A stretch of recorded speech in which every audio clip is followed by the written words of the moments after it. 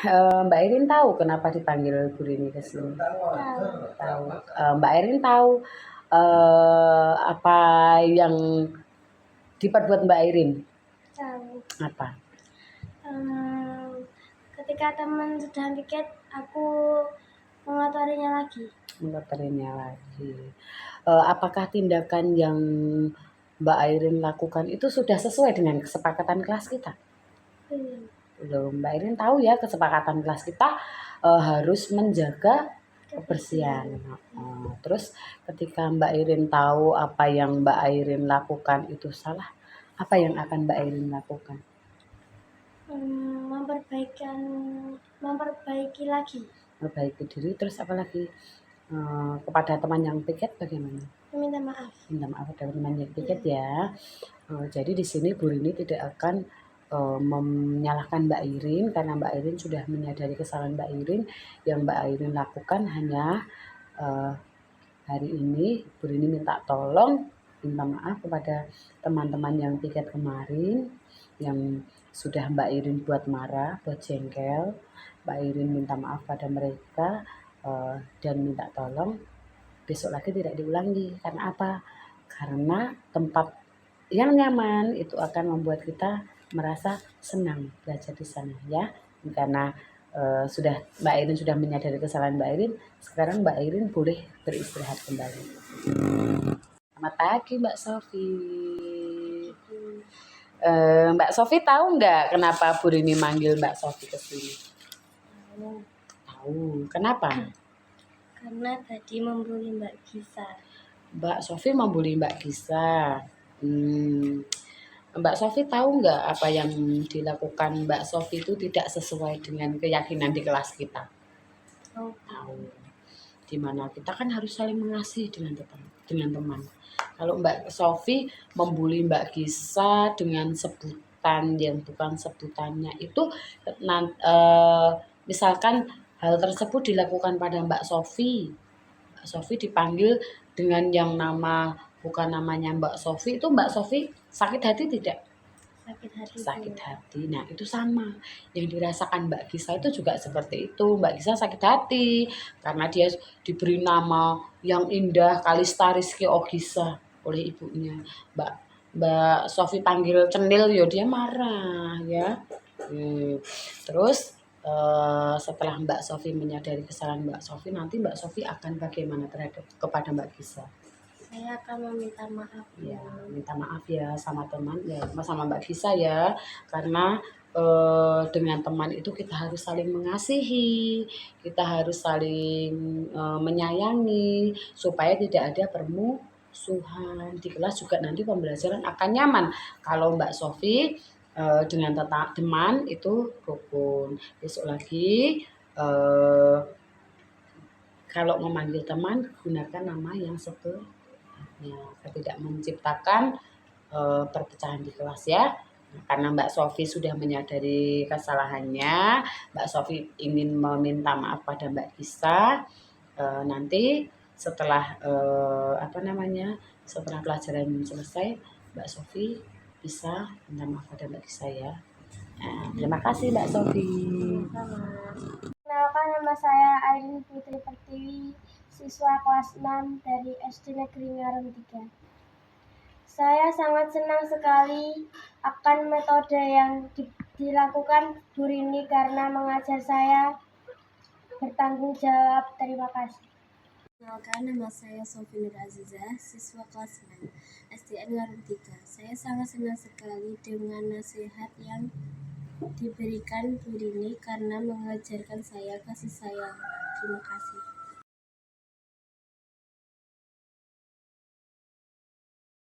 Bismillahirrahmanirrahim. Assalamualaikum warahmatullahi wabarakatuh. Yang terhormat Kepala SD Negeri Ngarum 3, Ibu Aditya Fajarini, yang kami hormati Bapak Ibu peserta diseminasi budaya positif. Sebelum kita mulai acara pada hari ini, marilah bersama-sama kita panjatkan puji dan puji syukur kehadirat Allah Subhanahu wa Ta'ala atas Semua limpah rahmatnya kita bisa berkumpul di sini dalam keadaan sehat walafiat dalam acara diseminasi budaya positif oleh Ibu Rini Caturwan dari JGB Guru Penggerak Angkatan 11 Kabupaten Sragen, Jawa Tengah. Semoga apa yang kita lakukan hari ini berjalan dengan lancar dan bermanfaat untuk kita semua. Allahumma amin. Adapun susunan acara pada siang hari ini antara lain yang pertama pembukaan, yang kedua sambutan, yang ketiga doa, yang keempat materi inti, yang kelima tanya jawab, dan yang terakhir adalah penutup. Memasuki acara pertama pembukaan, semoga berjalan dengan lancar. Kita buka dengan bacaan basmalah bersama-sama. Bismillahirrahmanirrahim. Untuk acara yang kedua, sambutan oleh Ibu Kepala SD Negeri Ngarum 3, Ibu Aditya Pajarini. Waktu dan tempat kami persilakan. Bismillahirrahmanirrahim. Assalamualaikum warahmatullahi wabarakatuh. Yang kami hormati Bapak Ibu Guru SD Negeri Ngarum 3, yang kami hormati Bapak Ibu Guru SD Ngarum 1, yang kami hormati pula Ibu Guru TK Ngarum 3. Alhamdulillahirrahmanirrahim. Syukur kehadirat Allah SWT kita dapat berkumpul hari ini dalam keadaan sehat tanpa kurang suatu apapun dalam kegiatan diseminasi budaya positif oleh Ibu Rini Caturwan dari JGP Angkatan 11 Kabupaten Sragen. Dan tak lupa sholawat serta salam kita hadirkan kepada junjungan kita Nabi besar Muhammad SAW yang kita nantikan syafaatnya di yaumul akhir. Untuk selanjutnya Bapak Ibu, kami ucapkan selamat datang kepada panjenengan semua dalam acara diseminasi budaya positif ini. Dan terima kasih kepada Ibu Rini khususnya telah merencanakan untuk kegiatan diseminasi ini. Mudah-mudahan nanti apa yang disampaikan akan membawa hal-hal yang positif, juga hal baru pastinya bagi kita semua, dapat dilaksanakannya lancar dan tak kurang suatu apapun. Juga kami mohon kepada Bapak Ibu, nanti ilmu yang panjenengan dapatkan dapat panjenengan aplikasikan di kelas-kelas panjenengan, karena insya Allah ilmu tentang diseminasi budaya positif ini sangat-sangat bermanfaat bagi kita guru pada umumnya dan siswa pada khususnya. Mudah-mudahan diseminasi budaya positif ini nanti dapat membawa perubahan dalam cara mengajar kita, juga paradigma kita sebagai seorang guru untuk menuju murid yang benar-benar dapat berkembang sesuai dengan kodratnya, baik itu kodrat alam maupun kodrat zaman. Dan tujuan kita selanjutnya adalah menuntun murid itu dalam pembelajaran yang benar-benar berpusat pada murid. Insya Allah nanti ada semua di dalam diseminasi ini. Mudah-mudahan nanti kita dapat menyerap ilmunya. Amin. Mungkin cukup itu dari saya. Waktu dan tempat saya kembalikan kepada pembawa acara. Wassalamualaikum warahmatullahi wabarakatuh. Terima kasih Ibu Kepala untuk sebutannya. Untuk acara selanjutnya adalah doa yang akan dibacakan oleh Ibu Anis.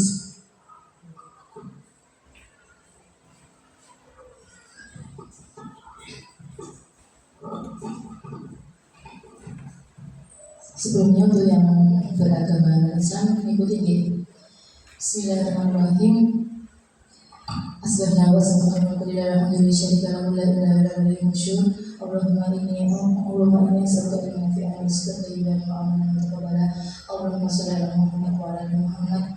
Allahumma inni as'aluka salamatan fid din wa afiyatan fil jasadi wa ziyadatan fil ilmi wa barakatan fil rizqi wa tawbatan qabla al-maut wa rahmatan inda al-maut. Allahumma habib lana fi sakaratil maut wa najatan minan nar wa afa'il hisab rabbana la tuzigh qulubana rabbana atina fid dunya hasanah wa fil akhirati hasanah wa qina adzaban nar wa qina adzaban nar. Subhana rabbika rabbil izzati amma yasifun wa salamun alal mursalin walhamdulillahi rabbil alamin. Assalamualaikum warahmatullahi wabarakatuh.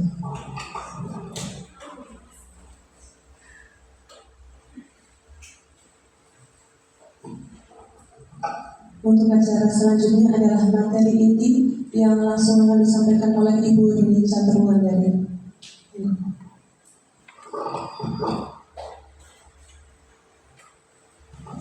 Sebelumnya, Assalamualaikum warahmatullahi wabarakatuh.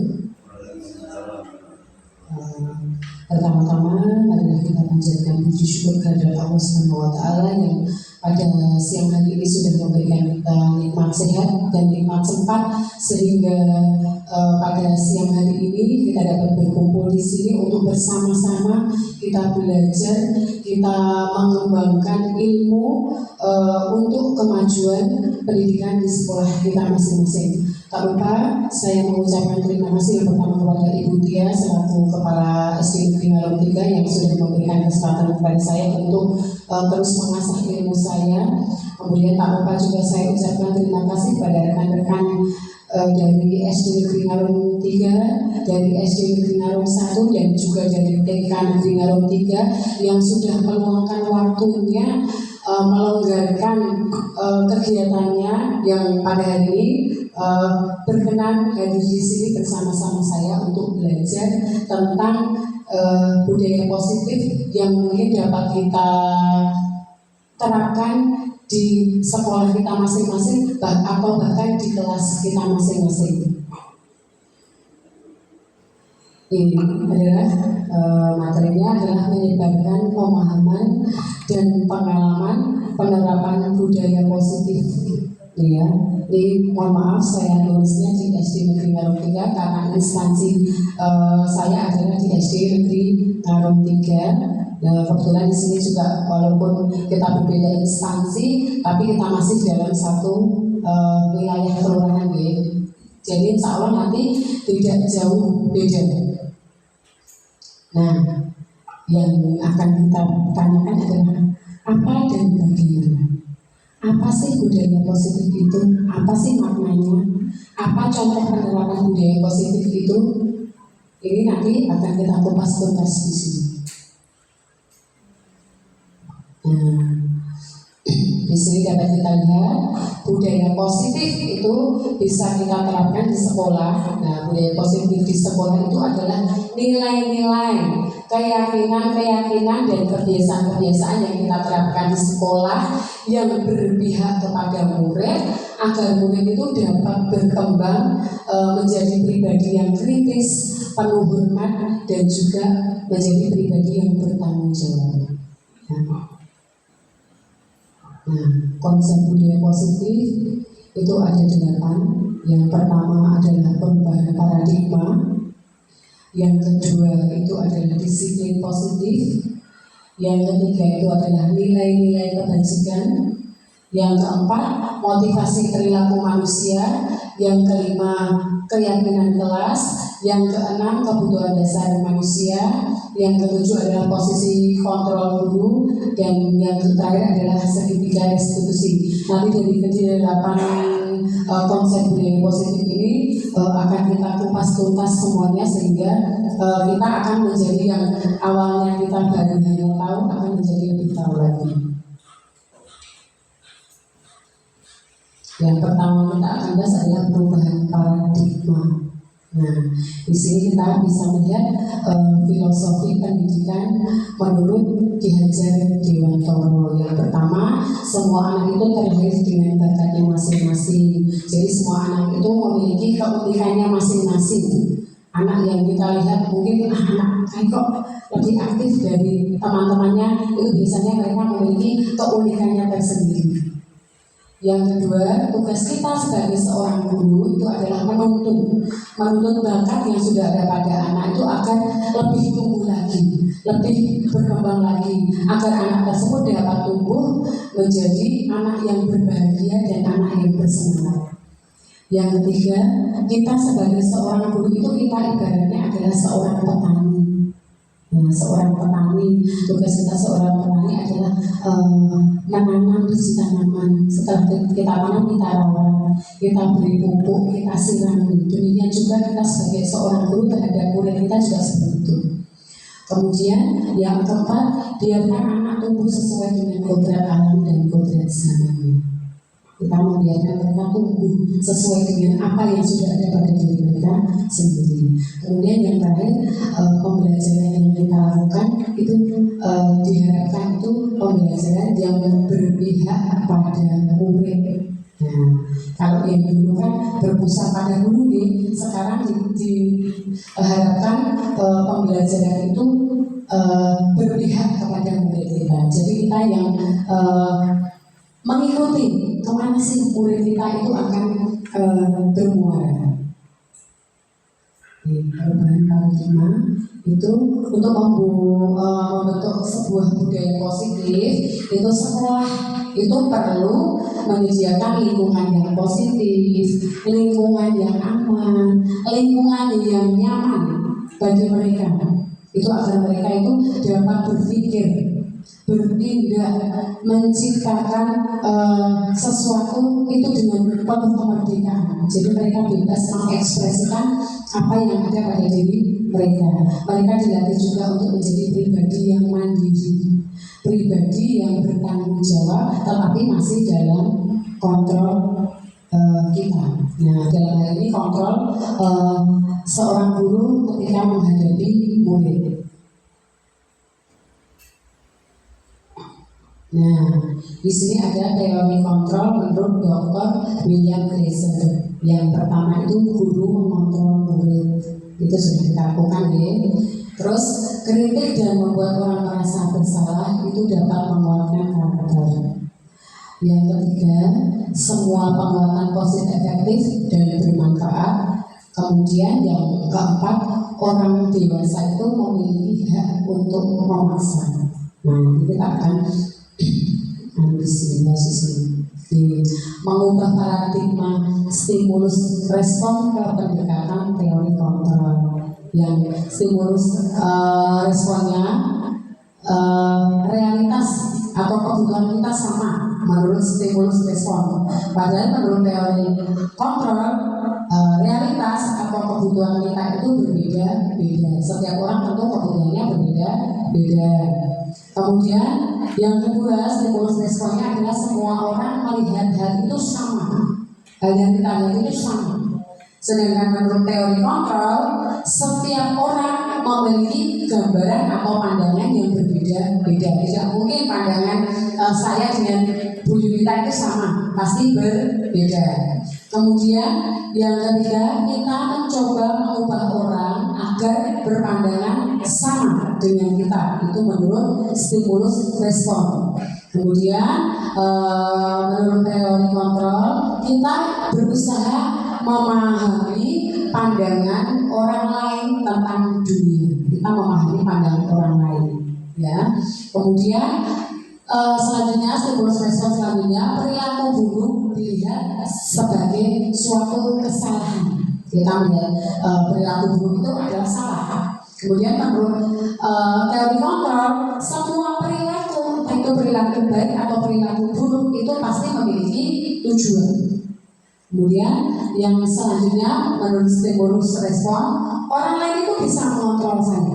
Orang lain bisa mengontrol saya. Sedangkan menurut teori kontrol, yang bisa mengontrol diri kita itu adalah kita sendiri. Ya, kita sendiri. Kemudian menurut stimulus respon, saya bisa mengontrol orang lain. Sedangkan menurut teori kontrol, kita tidak bisa mengontrol orang lain. Ya, ini adalah kebalikan dari yang atasnya tadi. Terus pemaksaan itu adalah ada pada saat rujukan gagal. Kemudian menurut teori kontrol, kolaborasi dan konsensus itu menciptakan pilihan-pilihan baru. Yang terakhir, model berpikirnya masih menang atau kalah. Nah, sedang menurut teori kontrol, model berpikir itu menang-menang, tidak menang kalah tapi menang-menang. Selanjutnya yang paradigma positif sudah, kita menuju ke disiplin positif. Nah, kita sering melihat kata disiplin itu sering kita kaitkan dengan tata tertib, teraturan, kepatuhan kita pada peraturan. Itu sering kita kan mendengarnya, oh disiplin itu berarti orangnya itu taat pada tata tertib, taat pada aturan. Nah, kata disiplin itu juga sering dihubungkan dengan hukuman. Padahal itu justru sangat berbeda sekali karena belajar dengan disiplin itu tidak harus memberi hukuman. Itu sebagai salah satu alternatif terakhir. Kalau perlu tidak kita gunakan sama sekali. Ya. Nah, kata disiplin sendiri sesuatu yang dilakukan seseorang pada orang lain untuk mendapat kepatuhan. Kemudian yang dimaksud dengan disiplin positif di sini adalah pendekatan untuk mendidik murid kita dengan tujuan untuk membentuk kontrol diri dan meningkatkan kepercayaan diri mereka, sehingga murid-murid kita itu akan berperilaku dengan berpedoman pada nilai-nilai kebajikan universal seperti sifat positif manusia. Kemudian merupakan tujuan mulia yang ingin dicapai oleh mereka. Kemudian terlepas dari apa sukunya, apa bahasanya, apa agama mereka maupun latar belakangnya. Nilai-nilai kebajikan universal. Nilai-nilai kebajikan universal adalah nilai-nilai yang disepakati bersama, lepas dari suku bangsa, agama, bahasanya dan juga latar belakangnya. Nah, nilai-nilai kebajikan pada institusi atau organisasi itu dapat berbeda-beda, tetapi saya yakin semuanya itu pasti memiliki tujuan yang mulia. Tujuannya itu pasti untuk kemajuan institusi atau organisasi-organisasi kita masing-masing. Nah, nilai-nilai kebajikan ini bisa kita lihat profil pelajar Pancasila mungkin kita sudah tidak asing ya. Yang pertama yaitu beriman dan bertakwa kepada Tuhan yang Maha Esa dan berakhlak mulia. Yang kedua adalah berkebinekaan global. Yang ketiga itu gotong royong. Yang keempat mandiri. Yang kelima kreatif dan yang keenam adalah bernalar kritis. Kemudian menurut IBO Primary Years Program itu ada toleransi, ada rasa hormat, ada integritas, ada mandiri, menghargai, antusias, empati, keingintahuan, kreativitas, kerjasama, percaya diri, dan komitmen. Ada juga ini menurut lifelong guidelines and life skills atau keterampilan hidup. Itu ada dapat dipercaya, kemudian lurus hati, pendengar yang aktif, tidak merendahkan orang lain dan memberikan yang terbaik dari diri. Kemudian ada the seven essential virtues atau 7 kebaikan penting. Yang pertama ada empati, ada suara hati, ada kontrol diri, ada rasa hormat, kebajikan, toleransi, dan juga keadilan. Nah, selanjutnya yaitu motivasi perilaku manusia. Nah, motivasi perilaku manusia itu dituangkan oleh Diana Gossen dalam bukunya Restructuring School Discipline yang menyatakan ada 3 motivasi perilaku manusia. Yang pertama itu dilakukan untuk menghindari ketidaknyamanan atau menghindari hukuman. Yang kedua untuk mendapatkan imbalan atau penghargaan dari orang lain agar dihargai orang lain. Kemudian yang ketiga untuk menjadi manusia yang mereka inginkan dan menghargai diri sendiri dengan nilai-nilai yang mereka percayai. Nah, di sini kita akan melihat perbedaan antara hukuman, konsekuensi, dan juga restitusi. Nah, hukuman itu biasanya datangnya tidak berencana atau tiba-tiba. Kemudian murid itu tidak tahu apa yang akan terjadi atau tidak dilibatkan. Murid tidak dilibatkan pada hukuman. Kemudian yang ketiga itu bersifat satu arah. Kemudian bentuknya bisa berupa hukuman fisik atau hukuman psikis. gitu. Kemudian ada konsekuensi yang kedua. Konsekuensi itu biasanya terencana atau disepakati sesuai dengan aturan yang ada. Kemudian murid itu bisa dibuat tidak nyaman dengan konsekuensi yang sudah dibuat. Kemudian yang ketiga, sifat guru itu sifat gurunya itu selalu memonitor muridnya diawasi terus. Yang ketiga ada restitusi. Restitusi itu bentuknya itu proses menciptakan kondisi bagi murid untuk memperbaiki kesalahannya. Jadi ketika melihat murid itu melakukan kesalahan, kita berusaha untuk bersama-sama memperbaiki kesalahan tersebut. Yang kedua, proses kolaborasi yang mengajarkan murid untuk mencari solusi sendiri. Nanti kita akan kupas lebih dalam lagi tentang restitusi. Nah, di sini bisa melihat, monggo kita jawab bersama-sama.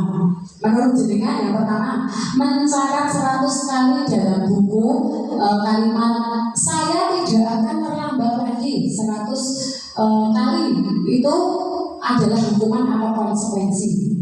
Jenengan jawab dalam hati jenengan sendiri. Nanti kita lihat jawabannya. Yang kedua, lari mengelilingi lapangan basket 2 kali karena terlambat hadir di sekolah, itu hukuman atau konsekuensi. Yang ketiga, murid diminta push up sebanyak 15 kali karena tidak menggunakan masker ke sekolah. Ini tentunya ketika masa pandemi kemarin ya.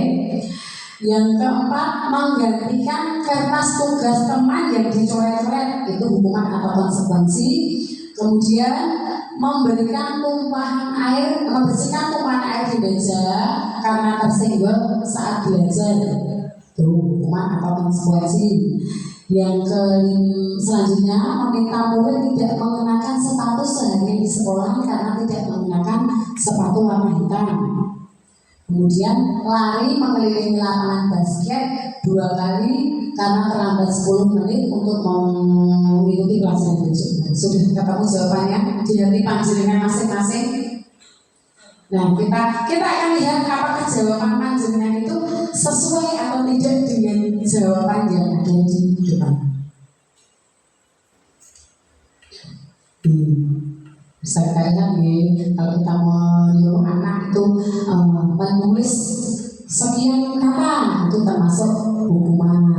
Lari mengelilingi lapangan basket, itu jelas hukuman. Murid diminta push up, itu juga merupakan hukuman. Kemudian menggantikan kertas tugas teman yang coret-coret itu adalah konsekuensi. Membersihkan tumpahan air di meja karena tidak sengaja tersenggol tadi juga konsekuensi. Terus murid tidak boleh memakai sepatu karena tidak hitam, itu hukuman. Kemudian lari mengelilingi lapangan basket sebanyak 2 kali karena terlambat mengikuti pelajaran PJOK, itu adalah konsekuensi. Ini perbedaan. Setelah kita lihat tadi, kita bisa melihat di sini perbedaan antara hukuman dan konsekuensi. Hukuman itu adalah sesuatu yang menyakitkan, harus terjadi. Kita hukum itu tentu rasanya sakit ya, sakit. Saya tidak suka kalau dihukum. Kalau konsekuensi itu sesuatu yang harus terjadi. Kemudian hukuman itu membuat anak sakit fisik maupun sakit hatinya. Dan biasanya itu akan berlangsung dalam jangka waktu yang lama. Gurunya umumnya juga ini sampai lulus SMA mungkin anaknya masih ingat.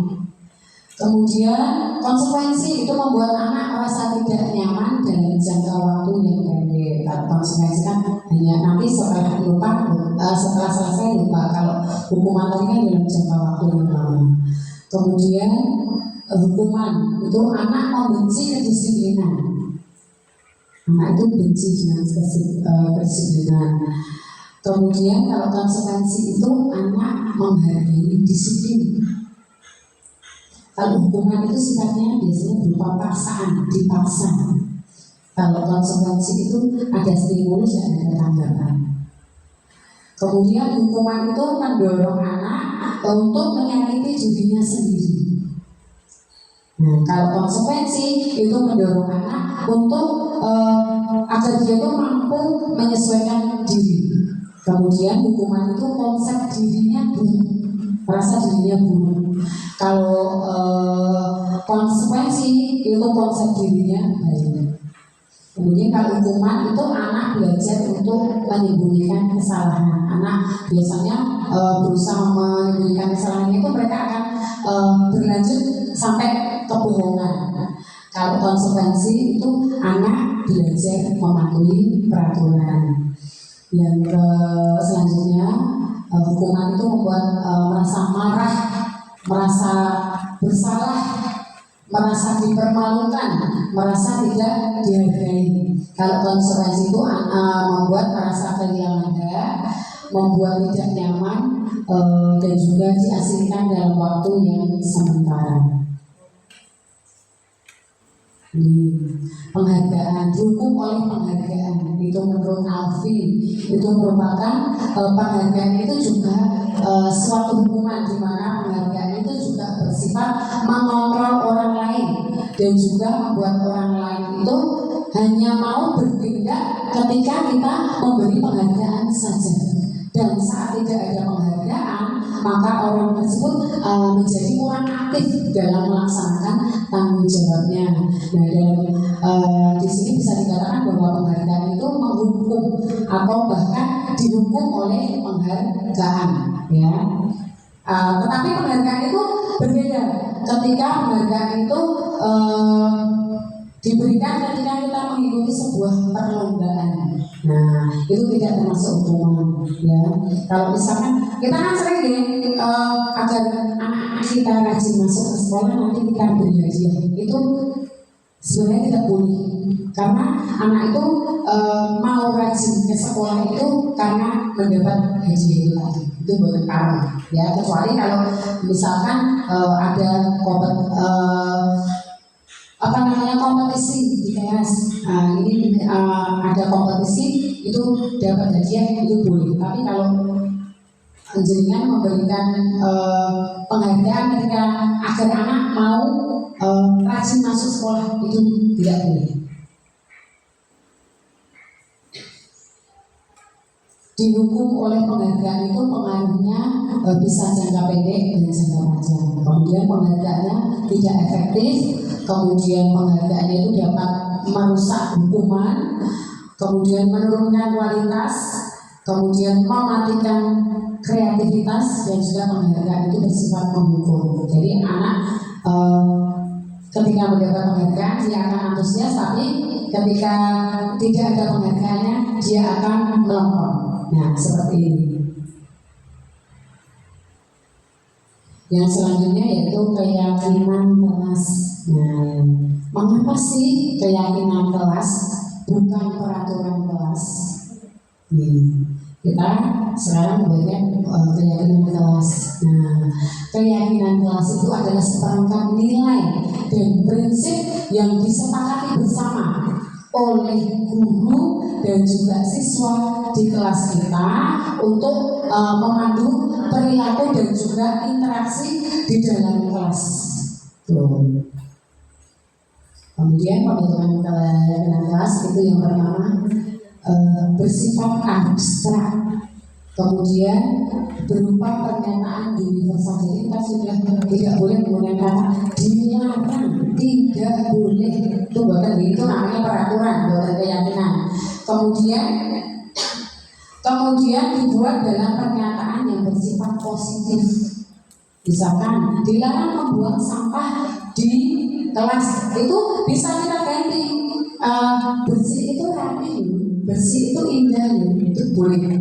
Kemudian katanya sedikit saja, tidak perlu panjang lebar, hanya sedikit saja agar mudah diingat. Kemudian sesuai dengan kondisi kelas dan sekolah sehingga mudah diterapkan. Saya kita mendengar dulu ya, misalkan tidak boleh ramai ketika pelajaran berlangsung. Itu bisa kita ganti. Diam itu apa sih? Nah, bisa seperti itu. Nah, anak-anak kalau sudah kata tidak boleh menggunakan tidak boleh, itu pasti anak akan melakukan. Nah, kemudian yang selanjutnya semua warga sekolah atau warga kelas itu dilibatkan saat membuat keyakinan kelas. Jadi keyakinan kelas itu berdasarkan unek-unek yang ada di hati murid-murid kita. Misalkan ada keyakinan kita kelas kita bahagia, berarti ketika pembelajaran berlangsung itu kita buat anak senang, anak bahagia mengikuti pelajaran yang kita berikan. Kemudian dapat ditinjau kembali dari waktu ke waktu, misalkan ada yang tidak sesuai bisa kita gantikan.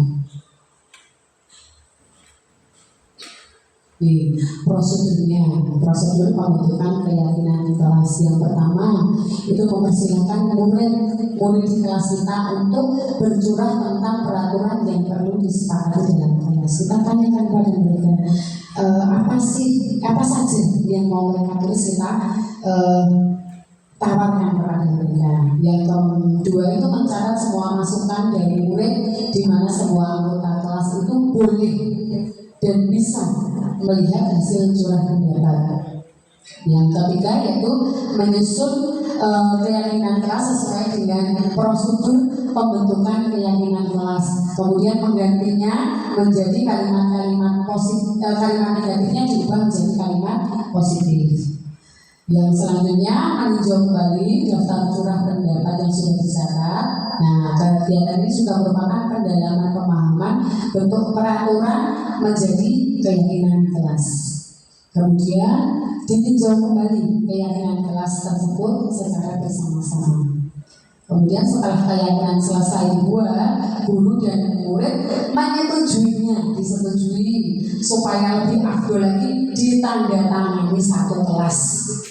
Ya, terus setelah itu keyakinan kelas yang sudah kita buat itu bisa kita tempel pada dinding kelas kita. Contoh keyakinan kelas ini. Siswa dilarang, kalau yang dulu kan siswa dilarang terlambat masuk kelas misalkan. Bisa kita ganti disiplin datang ke sekolah tepat waktu. Kemudian yang kedua adalah duduk di kelas yang telah disediakan dengan tertib. Kemudian berdoa sebelum dan sesudah belajar. Kemudian contoh selanjutnya mengangkat tangan jika ingin berbicara atau bertanya. Tidak serta-merta bu gitu memberikan ya. Terus menghormati dan saling menolong. Ini kan tidak banyak menjaga kebersihan ruang kelas. Tidak boleh membuang sampah, kita ganti menjadi menjaga kebersihan ruang kelas. Itu kan tidak banyak, tetapi mudah diingat oleh kita beserta murid-murid kita. Tidak perlu banyak, kita sendiri kan kalau membaca sesuatu yang tulisannya itu panjang pasti kita bosan kan. Kita buat seminimal mungkin kata-katanya. Nah, kebutuhan dasar manusia. Kebutuhan dasar manusia adalah segala sesuatu yang kita lakukan untuk mendapatkan apa yang kita inginkan. Seluruh tindakan yang kita lakukan itu memiliki tujuan tertentu, dan semua usaha terbaik yang kita lakukan adalah dalam rangka agar kebutuhan dasar yang kita inginkan itu terpenuhi dengan baik. Di sini ada 5 kebutuhan dasar manusia. Yang pertama adalah kebutuhan untuk bertahan hidup, kemudian kebutuhan kasih sayang, kemudian ada kebebasan, ada kesenangan, dan penguasaan. Ini adalah 5 kebutuhan dasar manusia, tidak hanya murid ya, tapi kita sebagai manusia. Nah, di sini kita akan belajar posisi kontrol guru. 5 posisi kontrol guru terhadap murid. Itu yang pertama ada penghukum, yang kedua ada pembuat rasa bersalah, yang ketiga sebagai teman, yang keempat sebagai pemantau, dan yang terakhir adalah sebagai manajer. Contoh posisi kontrol yang pertama adalah penghukum. Seorang penghukum itu bisa menggunakan hukuman fisik maupun verbal. Orang-orang yang menjalankan posisi penghukum itu biasanya sering mengatakan bahwa sekolah memerlukan sistem atau alat yang dapat menekan murid-murid lebih dalam lagi. Guru-guru yang menerapkan posisi penghukum itu biasanya akan menggunakan kata patuhi peraturan saya atau awas ya kalau tidak patuh pada peraturan saya. Nah, kamu selalu saja salah. Itu posisi kita sebagai seorang penghukum. Kita coba hindari bapak ibu guru itu nanti karena apa yang kita lakukan itu pasti akan membekas di hati murid-murid kita semua. Kemudian yang kedua adalah membuat merasa bersalah. Pada posisi ini biasanya guru itu suaranya lebih lembut. Biasanya menggunakan kehilangan yang membuat orang lain merasa tidak nyaman, merasa bersalah atau rendah diri. Contoh-contoh kata-kata yang keluarnya lembut tetapi menyakiti. Contohnya, ibu kecewa sekali dengan kamu. Berapa kali bapak harus memberitahu kamu ya?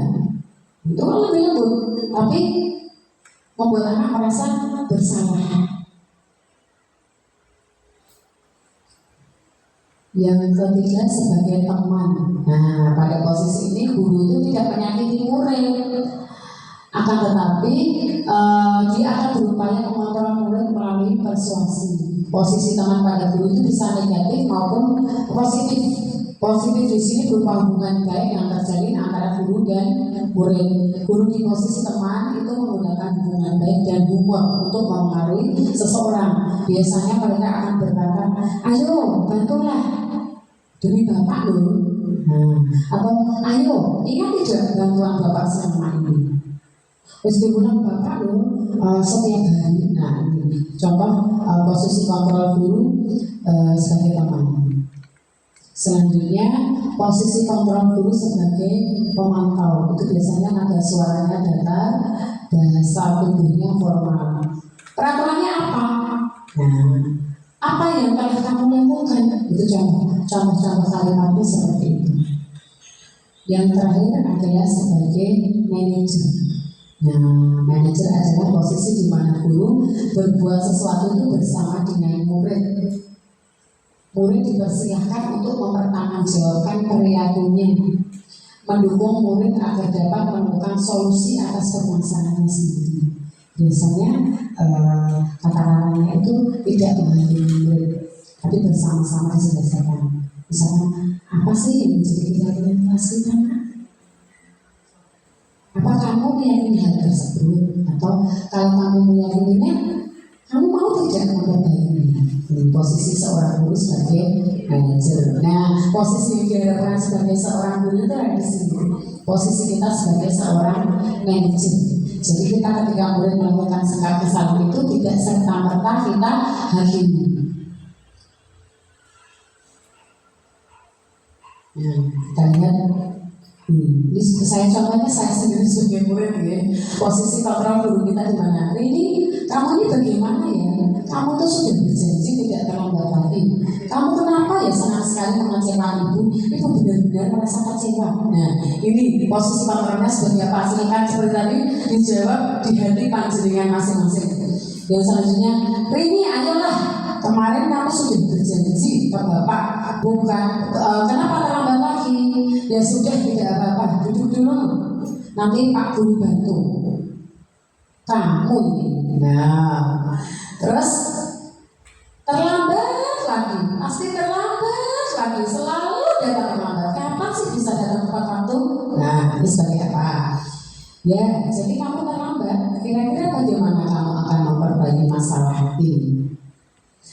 Kamu terlambat 15 menit, apakah kamu sudah mengerti konsekuensi yang harus dilakukan bila terlambat? Sudah dijawab, dihentikan dengan masing-masing. Kita lihat jawabannya sudah sesuai nopo boten. Yang pertama itu adalah membuat merasa bersalah. Sakit boten kalau dibuat merasa bersalah itu pasti sakit nih. Yang kedua itu posisi guru sebagai teman. Yang ketiga sebagai penghukum. Yang keempat sebagai manajer. Yang kelima itu adalah sebagai pemantau. Nah, yang selanjutnya kita akan belajar tentang segitiga restitusi. segitiga restitusi itu adalah proses menciptakan kondisi bagi murid untuk memperbaiki kesalahannya sehingga karakter mereka itu lebih kuat lagi ketika mereka kembali pada kelompoknya. Yang pertama yang kita lakukan adalah ini, langkah-langkah segitiga restitusi itu ada 3. Yang pertama, menstabilkan identitas. Nah, tuh kita semua itu akan melakukan hal yang terbaik yang bisa kita lakukan, menstabilkan dulu identitas. Yang kedua, validasi tindakan salah. Ya, bahwasanya semua perilaku yang kita lakukan itu pasti ada alasannya, pasti ada tujuannya. Yang ketiga adalah menanyakan keyakinan. Keyakinannya kita tanyakan bahwa kita semua itu memiliki motivasi kenapa melakukan hal tersebut. Yang pertama, menstabilkan identitas itu merupakan sisi dasar dari segitiga restitusi. Tujuannya adalah untuk meyakinkan kegagalan yang dialami anak sebagai hal positif agar berubah menjadi kesuksesan. Contohnya, berbuat salah itu wajar. Tidak ada manusia yang sempurna. Bapak dan Ibu juga pernah melakukan itu. Bapak atau Ibu tidak mau mencari siapa yang salah, tapi Bapak atau Ibu ingin mencari solusi dari permasalahan yang terjadi. Nah, yang selanjutnya kalimatnya biasanya juga kamu berhak merasa begitu, stabilkan dulu identitasnya. Terus validasi tindakan salah, memahami adanya kebutuhan yang menyebabkan kesalahan yang dilakukan oleh anak. Nah, yang contohnya adalah kamu pasti punya alasan mengapa melakukan hal itu. Bisa juga dengan kalimat padahal kamu bisa melakukan yang lebih buruk dari ini. Kalimatnya kan lebih positif lagi. Bisa juga dengan kata kamu patut bangga karena telah melindungi sesuatu yang penting buatmu. Atau juga kamu melakukannya karena mempertahankan sesuatu yang penting bagimu. Nah, selanjutnya menanyakan keyakinan, yaitu menghubungkan perbuatan anak terhadap nilai-nilai yang ada hingga bergerak maju dan memperbaiki diri sendiri sesuai dengan keinginannya. Jadi bisa kita memakai apa keyakinan kelas kita, nilai-nilai apa yang sudah kita sepakati secara bersama, seperti apa gambaran sebuah kelas yang ideal menurutmu itu seperti apa, itu bisa kita tanyakan kepada anak. Nah, pada rapat budaya positif di SD Ngaron 3 ini kita sudah ada yang namanya literasi setiap hari Rabu. Kita sudah ada pembiasaan literasi di mana kita memantau anak untuk membudidayakan kemampuan mereka untuk mau membaca buku. Kita paksa, bukan dipaksa, kita ajak mereka bersama-sama untuk mau membaca buku, di mana buku itu banyak sekali ilmu yang dapat kita ambil. Yang selanjutnya yaitu pembiasaan 3S, senyum, salam, sapa. Ini sudah ada di sekolah kita, bahkan sudah dipikat, jadi sudah ada pikatnya. Hari Senin itu pikatnya bersama-sama Bapak Ibu guru. Hari Selasa sudah ada guru. Rabu, Kamis itu sudah dipikat, Jumat itu bersama-sama, Sabtu ada pikatnya. Di pembuatan keyakinan kelas ini kita bisa menggunakan kertas ini, kertas kecil itu kita berikan pada anak agar mereka menulis apa yang mereka inginkan, bisa kita tempel di depan agar mereka dapat mengeluarkan unek-unek yang ada pada diri mereka. Kemudian ada juga pembiasaan hafalan doa dan surat pendek di setiap hari Kamis sudah ada. Ini contoh ini pelaksanaan segitiga restitusi yang kemarin saya lakukan.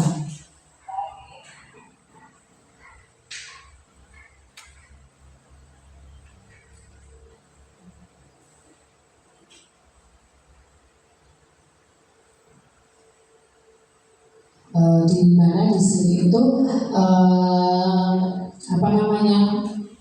saya mendapatkan laporan bahwa ada salah satu anak yang ketika temannya itu piket itu membuang sampah sembarangan. Ini nanti bisa kita kita ajak mereka berdiskusi atau kita tanyakan apakah yang dilakukan itu benar atau salah. Nah itu ketika nanti kita menanyakan ini, itu anak akan mau menjawab dengan dari hati. Tapi kalau kita menanyakan keyakinan pada anak itu ampun di depan teman-temannya yang lain, itu nanti pasti akan disuarakan. Kita panggil secara pribadi anaknya. Ya itu nanti pasti anak akan mengeluarkan umumnya ketika kita tanya jawab dengan kalimat yang positif, itu nanti mereka akan menjawab dengan nah dari sini bisa disimpulkan dalam penerapan disiplin positif. Hendaknya itu guru harus memiliki standar kepribadian, memiliki keprofesional dan sosial yang baik, di mana guru mampu merefleksi dirinya sendiri dalam posisi kontrol. Saat ini bagaimana perjalanan dirinya sebagai among, sebagai manajer yang menuntut murid-muridnya untuk menjadi insan yang mandiri, merdeka dan bertanggung jawab. Demikian tadi Bapak Ibu semua yang dapat saya sampaikan. Mungkin dari penjelasan yang saya saya sampaikan tadi mungkin ada yang kurang dimengerti atau kurang jelas, monggo bisa ada yang bertanya.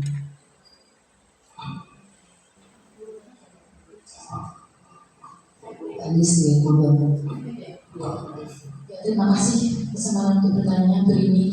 Tadi pada segitiga restitusi ini, yang menjelaskan ada salah satu langkah yang disebutkan adalah validasi tindakan salah. Mohon dijelaskan mengapa validasi tindakan yang salah menjadi sesuatu yang penting dalam segitiga restitusi tersebut. Terima kasih. Ya, terima kasih Bu Anis atas pertanyaannya. Ya, tadi memang pada segitiga restitusi ada salah satu tindakannya yaitu berupa validasi tindakan salah. Nah, validasi tindakan salah itu langkah yang pertama yang kita lakukan adalah kita menciptakan dulu hubungan emosional antara guru dengan siswa. Nah, dengan mereka mengakui perasaan dan tindakan, dengan kita mengakui perasaan dan tindakan yang dilakukan siswa tadi, kita menunjukkan bahwa kita itu benar-benar memahami mereka dan menghargai perasaan yang mereka miliki. Ini membantu sekali karena apa? Murid itu merasa akan kita dengar, kita perhatikan, bahkan apa yang kita lakukan itu juga akan menumbuhkan rasa percaya diri pada mereka. Nah, saat siswa merasa bahwa ketika mereka itu bicara didengarkan, mereka itu tidak merasa takut untuk dihakimi. Mereka akan lebih cenderung berbicara terbuka tentang masalah yang tengah mereka hadapi. Demikian tulis sambung jelas dari. Alhamdulillah. Selanjutnya ini ada Ibu Wahyu, mohon. Langsung saja Ibu. Dari materi yang dipaparkan tadi ada 5 dasar kebutuhan manusia, yang salah satunya adalah kebutuhan kasih sayang. Mohon dijelaskan lebih detail tentang kebutuhan dasar tersebut terkait dengan kebutuhan pada ibu. Terima kasih pertanyaan yang bagus Bu Ayu. Saya akan berusaha menjawab sesuai dengan pengetahuan saya. Nah, setiap manusia itu memerlukan yang namanya kasih sayang, memerlukan yang namanya rasa diterima oleh orang-orang yang ada di sekitarnya. Nah, pemenuhan kasih sayang itu dapat diterima dan itu dapat membentuk karakter seseorang agar anak merasa dicintai, merasa diterima oleh orang-orang di sekitarnya. Dia bisa tumbuh menjadi anak yang memiliki rasa kepercayaan diri dan memiliki empati. Nah, di sekolah kebutuhan kasih sayang dan rasa diterima itu dapat dipenuhi dengan menerapkan sistem among tadi, di mana guru berperan sebagai among yang tugasnya adalah membimbing, mengayomi, kemudian mengarahkan peserta didik kita itu agar berkembang sesuai dengan kodrat yang mereka miliki masing-masing. Sampun dua ini, sampun ini.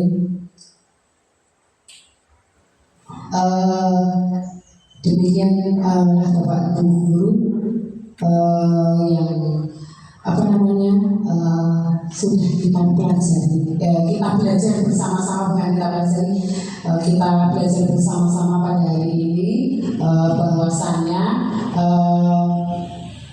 sebagai seorang guru, kita harus memposisikan diri kita tadi sebagai seorang manajer, ya, di mana kita tidak serta merta kita menghakimi murid kita terlalu menekan murid kita, tapi kita harus memposisikan diri kita sebagai among, sebagai pamong mereka, di mana tugas kita adalah menuntun murid kita agar berkembang sesuai dengan kodrat yang mereka miliki. Sesuai dengan kodrat yang mereka miliki, di mana anak itu memiliki keunikannya masing-masing. Sebagai contoh, di kelas saya itu memiliki anak yang susah diam, suka mencari perhatian. Itu pasti panjenengan semua mengalami kan? Nah, itu yang kita lakukan adalah kita dekati anak tersebut, kita rangkul. Sebenarnya apa sih kebutuhan yang mereka butuhkan? Apakah itu kebutuhan kasih sayang, kebutuhan untuk dihargai, kebutuhan ini dimengerti, kemudian mungkin juga dia itu ini keberadaannya itu kita akui.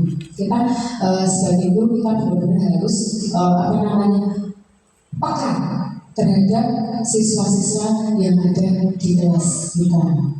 Oke, itu. Kemudian tadi kita juga menuntun sebagai contoh kemarin secara tidak sengaja saya juga sudah menemukan bakat murid saya di kelas 6 Ibu Evi, Mbak Arisa itu ternyata dia memiliki bakat menyanyi. Walaupun yang awalnya dia merasa masih rendah diri, masih rendah hati, masih malu-malu, tapi dengan kita semangati, kita berikan dukungan, kita berikan dorongan, itu yakin pasti anak itu akan menjadi pribadi yang percaya diri. Ketika kita percaya bahwa anak itu mampu, anak itu bisa, itu pasti mereka akan bisa menunjukkan ini loh saya, ini loh yang saya miliki. Itu pasti akan nampak dari cara kita memperlakukan mereka. Kemudian lagi anak yang kemarin ikut kemah di SD Negeri 3. Awalnya mungkin kalau kita tidak hanya dengan apa bisa, kita meragukan dulu, itu nanti anak juga akan sesuai dengan apa yang kita pikirkan. Tapi ketika kita memberikan kepercayaan kepada anak, kita memberikan dukungan positif, itu nanti anak akan berkembang yang wow, luar biasa, kejutan yang diberikan kepada kita. Nah, jadi monggo kita bersama-sama sebagai guru, kita merefleksi diri kita sendiri, kita perbaiki apa yang ada dalam diri kita, supaya pembelajaran yang kita lakukan di sekolah pada umumnya dan di kelas kita pada khususnya itu akan berjalan sesuai dengan apa yang kita inginkan dan apa yang murid kita butuhkan. Mungkin hanya itu yang dapat saya sampaikan, kurang dan lebihnya saya mohon maaf. Wabillahi taufiq wal hidayah. Wassalamualaikum warahmatullahi wabarakatuh. acara, saya lanjutkan kembali pada pengacara. Bisa boleh menambahkan sedikit Bu Rini? Terima kasih sekali penjelasan yang luar biasa tentang diseminasi budaya positif. Di sini alhamdulillah di SD Negeri Ngarem 3 sudah berjalan beberapa. Tadi ada 8 poin, di mana poin pertama adalah perubahan paradigma. Bahwa dulunya itu anak adalah kertas putih, tapi sekarang adalah anak itu sudah ada tulisan alamat di mana kita yang harus menonton itu. Yang kedua disiplin positif, yang ini wajib dan harus kita laksanakan sedini mungkin. Kemudian nilai-nilai kebajikan yang pada kita ini mengarah ke dalam P5. Terus kemudian motivasi perilaku manusia yang ada dua, eksternal internal. Kalau eksternal itu hanya berefek sementara kalau internal itu dari hati yang insya Allah nanti akan berjangka panjang. Kemudian keyakinan kelas ini tadi tidak boleh berupa larangan, ya.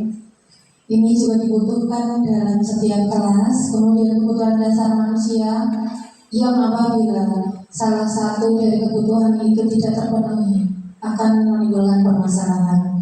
Kemudian yang ketujuh adalah posisi kontrol guru, di mana saat ini jika kita jujur pada diri sendiri, kita pasti ada di penghukum atau membuat rasa bersalah. Paling pol kita ada di tengah. Jadikanlah diri kita nanti sebagai pemantau atau apa yang terakhir tadi? Manajer. Kenapa? Karena dengan kita memanajerial kelas, insya Allah nanti kelasnya akan kondusif Bapak Ibu.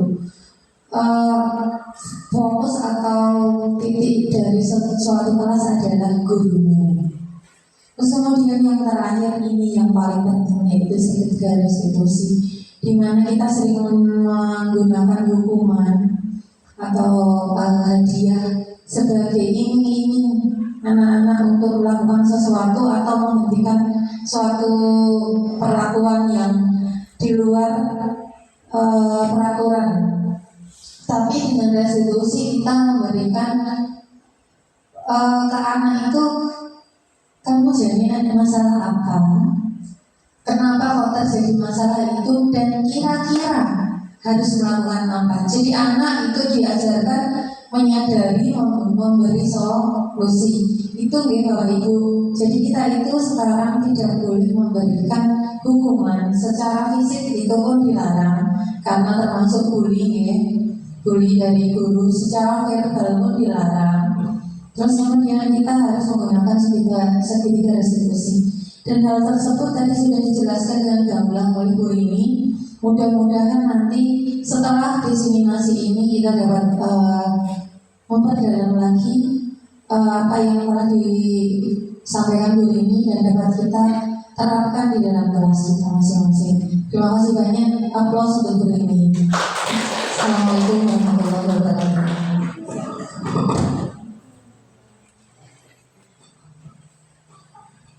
Acara selanjutnya adalah penutup.